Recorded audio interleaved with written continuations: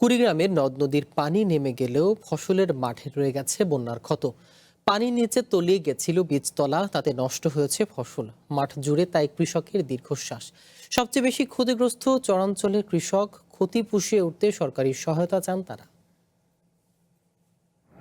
জুনের শেষার্ধে টানা বৃষ্টি আর উজানের ঢলে কুড়িগ্রামের তিস্তা, ব্রহ্মপুত্র, ধরলা সহ প্রধান নদ নদীর পানি ফুলে ফেঁপে ওঠে। প্লাবিত হয় নদী অববাহিকায় 4 শতাধিক চর। ডুবে যায় চীনাবাদাম, পাট, মরিচ, পটল, বেগুন, ঢেঁড়স, আমনের বীজতলা সহ বিভিন্ন ফসলের ক্ষেত। পানি নামার পর স্পষ্ট হয়ে উঠছে ফসলের ক্ষতির চিত্র। অনেক জমি গাছ পচে গেছে, শুকিয়ে গেছে সবজি, বাদামের ফলন নষ্ট হয়েছে। খরচ তোলাই এখন বড় দুশ্চিন্তা কৃষকের। জমি 24 শতক আবাদ করছি, মানে 5,000 পাই নাই। ইয়েতে আমার আবাদ সব ওই বন্যাতে ইয়েতে নষ্ট হয়ে গেছে। এখন আমার কিছুই নাই। পটল ক্ষেত, পাড়া ক্ষেত, এগুলা যত ক্ষেত সমাজ আছে সব এগুলা মারা যায় বড় বন্যা হলে।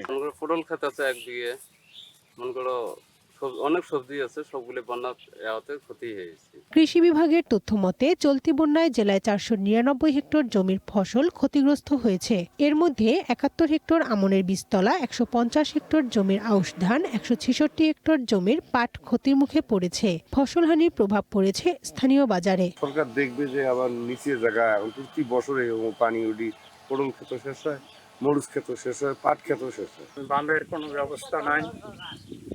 এখন সার বেরিয়ে গেলে সার পাচ্ছি না, খুব প্রয়োজন। এখন ঘুষ দিতে হয়। ক্ষতিগ্রস্ত কৃষকদের তালিকা তৈরি করে সরকারি সহায়তা দেওয়ার আশ্বাস দিয়েছে কৃষি বিভাগ। পানি নেমে যায় তাহলে পাটের গাছগুলো ক্ষতি হবে না, যদি যদি পানি জমে থাকে তাহলে সেক্ষেত্রে ক্ষতিগ্রস্ত হতে পারে। এক্ষেত্রে কৃষকরা সেই ব্যাপারে যেন তাদের ফসল রক্ষায় সার্বিক সহযোগিতা পায়, পরামর্শ পায়, এই জন্য আমরা তাদেরকে পরামর্শ দিয়ে যাচ্ছি। পানি নেমে গেলেও চরাঞ্চলের কৃষকদের সামনে এখন নতুন সংকট। কিভাবে ঘুরে দাঁড়াবেন তারা? দ্রুত সহায়তা না পেলে অনেক কৃষকই আগামী মৌসুমে আবাদ নিয়ে অনিশ্চয়তায় পড়বেন বলে শঙ্কা স্থানীয়দের। One national desk. এ বিষয়ে আরো জানাতে আমাদের সাথে যুক্ত হচ্ছেন কুড়িগ্রাম থেকে রাশেদুল ইসলাম রাশেদ ও নীলফামারী থেকে আবু সাইদ অপু। শুরুতে যাব কুড়িগ্রামে। রাশেদ, নদ নদীর পানি কোথায় অবস্থান করছে আর নিচু এলাকার কি অবস্থা জানাবেন?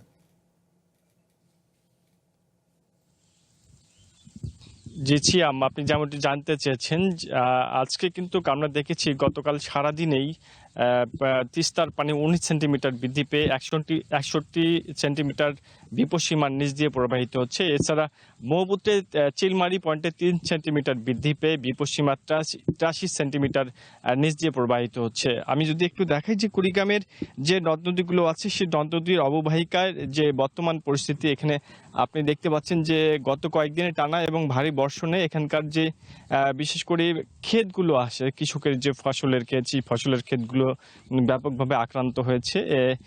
এটি হচ্ছে একটি ধইঞ্চা এবং পাট ক্ষেত। এই পাট ক্ষেতগুলোতে কিন্তু একেবারেই বুক সমান পানি হয়েছিল, আপনি দেখতে পাচ্ছেন। পানি কমার সাথে সাথে এখানকার যে ক্ষতচিহ্ন সেটি কিন্তু স্পষ্ট হয়ে উঠছে। বিশেষ করে কুড়িগ্রাম কৃষি বিভাগ যেটি বলছে যে এখন পর্যন্ত জেলার যে 16টি নদ নদী আছে তার চরাঞ্চলের যে অববাহিকায় যে সমস্ত ফসলের ক্ষেত আক্রান্ত হয়েছে, যার মধ্যে চীনাবাদাম, পাট, মরিচ, পটল, ঢেঁড়স সহ আরও যে সবজি ক্ষেতগুলো আছে সেই সবজি ক্ষেতগুলো কিন্তু ব্যাপকভাবে আক্রান্ত হওয়ার কারণে কৃষকরা ব্যাপকভাবে ক্ষতিগ্রস্ত হয়েছে। এছাড়া এখানকার যে আমি যদি বলি যে কুড়িগ্রামের নদ নদীগুলোর যে অববাহিকার যে চরাঞ্চলগুলো আছে এখানকার ফসলগুলোই কিন্তু কুড়িগ্রামের আসলে জেলার যে সবজির চাহিদা সেটি কিন্তু পূরণ করে। এখন এই সবজি ক্ষেতগুলো আক্রান্ত হওয়ার কারণে কিন্তু বিশেষ করে বাজারে এর নেতিবাচক একটি প্রভাব পড়েছে, বিশেষ করে সাধারণ মানুষের মধ্যে একটি নাভিশ্বাস অবস্থা। কারণ হচ্ছে প্রত্যেকটি সবজির দাম ঊর্ধ্বমুখী। শ্যামা, আপনাকে আরেকটি বিষয় জানাই যে কুড়িগ্রামের যে নদ নদীগুলো আছে ইতিমধ্যে কিন্তু কুড়িগ্রাম পানি উন্নয়ন বোর্ড যেটি বলছে যে 4 তারিখ থেকে 7 জুলাই পর্যন্ত পানি কিন্তু আবারও বৃদ্ধি পেয়ে সমতল প্লাবিত হবে, এমনটি বলছেন এখানকার পানি উন্নয়ন বোর্ড কর্তৃপক্ষ। তবে কৃষি বিভাগের তথ্য মতে এখন পর্যন্ত জেলায় প্রায় 499 হেক্টর জমির ফসল আক্রান্ত হয়েছে এবং তারা এখন পর্যন্ত ক্ষতিগ্রস্ত কৃষকের তালিকা নিরূপণে কাজ করছে এমনটি তারা জানিয়েছেন। আপনাকে যদি আরেকটি বিষয় বলি যে কুড়িগ্রামের যেভাবে গতকাল তিস্তা এবং ব্রহ্মপুত্রে পানি বৃদ্ধি পাচ্ছে সেক্ষেত্রে কিন্তু আবারও বন্যার পদধ্বনি আমরা দেখতে পাচ্ছি। সিয়াম, আপনাকে একটি বিষয় বলি যে কুড়িগ্রামে বন্যা এবং বন্যা এলেই কিন্তু কৃষক ব্যাপকভাবে ক্ষতিগ্রস্ত হয়। সেক্ষেত্রে কিন্তু কৃষকদের যে পুনর্বাসনের ব্যবস্থা এটি কিন্তু সেভাবে আসলে চোখে পড়ে না এবং কৃষকদের কিন্তু এটি একটি অভিযোগ। তারা বলছেন যে মাঠ পর্যায়ে কৃষকরা যেভাবে ক্ষতিগ্রস্ত হয় কৃষি কর্মকর্তারা সেভাবে আসলে মাঠে ক্ষতিগ্রস্ত কৃষকের তালিকা নিরূপণ না করে ঘরে বসেই তারা ঊর্ধ্বতনের কাছে রিপোর্ট প্রদান করে এমনটি বলছেন। সিয়াম, এই ছিল পানি বৃদ্ধি এবং কৃষির উপর যে ক্ষতিগ্রস্তের যে অবস্থা তার সর্বশেষ পরিস্থিতি। ধন্যবাদ রাশেদ আপনাকে। এবারে যাব নীলফামারীতে, সেখানে আছেন আমাদের অপু। পানি বৃদ্ধির সর্বশেষ খবর জানাবেন আমাদের।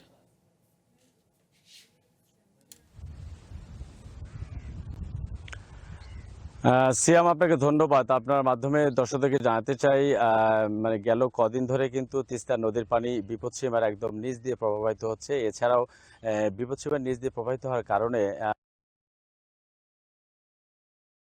পানি কিন্তু কমতে শুরু করেছে। কিন্তু একটি বিষয় না বললেই নয় যে আসলে তিস্তা যখন পানি বাড়ে তখন তিস্তা পাড়ের মানুষের যেমন আতঙ্ক বাড়ে, আবার তিস্তার পানি নেমে যাওয়ার সাথে সাথে আবার ভাঙন আতঙ্ক তাদের মধ্যে কাজ করে, অর্থাৎ দুই আতঙ্কই তাদের মধ্যে কাজ করে। কারণ এখানে এই আতঙ্কটা কাজ করার অন্যতম কারণ হলো যে টেকসই যে পরিকল্পনা নেওয়ার কথা ভাঙন রোধের ক্ষেত্রে সেটি কিন্তু আসলে নেওয়া হয় না, যার কারণে এই আতঙ্কটা কাজ করে।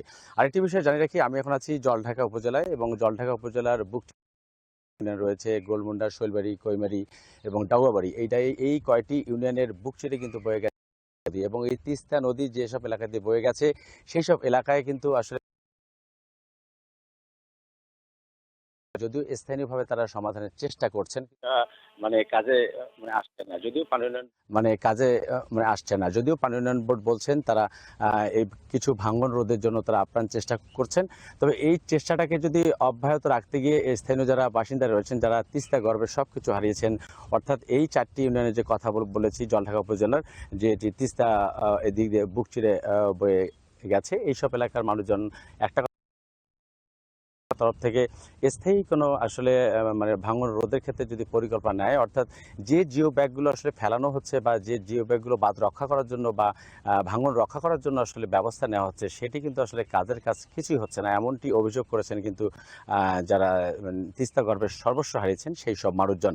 আরেকটি বিষয় আপনাকে জানিয়ে রাখি, পানি কিন্তু আসলে ক্রমেই কমতে থাকার কারণে কিন্তু মানুষজনের মধ্যে আতঙ্ক একটু বাড়েই। কারণ যখনই পানি কমে তখনই যেসব ফসলি জমি আছে আসলে তিস্তা তীরবর্তী এলাকায় সেসব কিন্তু ক্রমেই আসলে ভাঙতে থাকে এবং ভাঙনের ফলে কিন্তু যেসব কৃষকরা অনেক স্বপ্ন নিয়ে চাষাবাদ করেছেন কিন্তু নদীগর্ভে বিলীন হয়ে যাচ্ছে, যার ফলে কিন্তু মানুষজন বলছেন যে বর্তমান সরকার যে তিস্তা মহাপরিকল্পনার কথা বলছেন এটি যদি আসলে পুরোদমে বাস্তবায়ন করা হয় তাহলে একটি জিনিস একদম দৃশ্যমান হবে, সেটি যেমন ভাঙন রোধ হবে এবং বন্যার সময় যে মানুষের সর্বস্ব হারানোর যে বেদনা সেই চিত্রের কিন্তু ফুটতে হবে না। অর্থাৎ সবকিছু মিলে সিয়াম বলতে গেলে এতটুকুই বলতে হয় যে তিস্তা নদীর পানি যেহেতু কমতে শুরু করছে এবং এর সাথে সাথে 10টি নদ নদীর পানি কমতে শুরু করেছে, তবে ভাঙন খেলা কিন্তু আসলে কোনোভাবেই থামছে না। তো সিয়াম, এই ছিল আমার কাছে নীলফামারী জলঢাকা যে তিস্তা বিদ্যুৎ এলাকা সেই এলাকা থেকে সর্বশেষ খবর। ধন্যবাদ অপু আপনাকে।